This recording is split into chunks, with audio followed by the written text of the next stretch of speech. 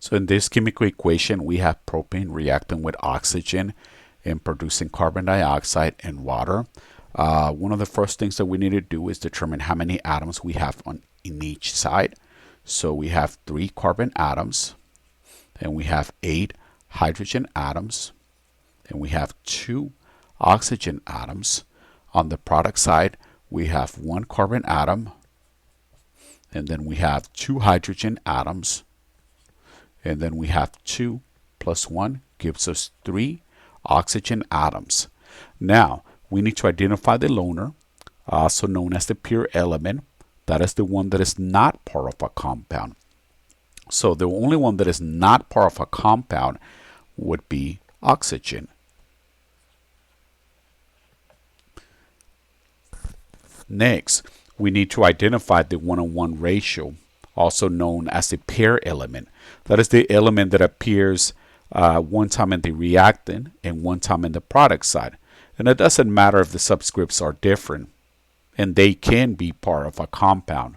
So carbon appears one time in the reactant side and one time in the product side. So I'm going to put a check mark. Hydrogen appears one time in the reactant side and one time in the product side.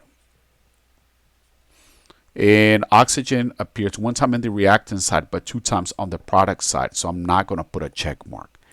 The next step is to start with the largest 1:1 ratio, meaning from the ones that we put the check mark, we need to see which one has the largest subscript. And that would be hydrogen, the hydrogen on the left side. So therefore, if you notice, we have an 8 and a 2. So I'm going to put a 1 here. And 1 times 8 gives me 8, of course. And to make it equal, to make this equal to this, I can put a 4 over here. 4 times 2 gives me 8.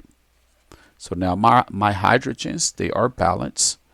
So I can cross out my hydrogens because I'm done with them. And I put this 1, so it's locking this whole compound.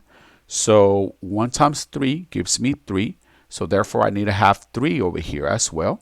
So the way that I can do that is by putting a coefficient of 3 here for my carbons. So now my carbons are equal. I can cross out this 3. I can cross out this carbon as well.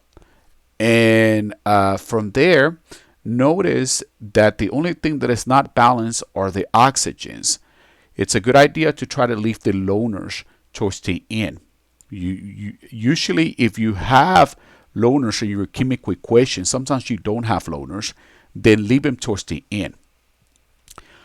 So therefore, let's see how many do we have over here now that we have added new coefficients. So we have 3 oxygens.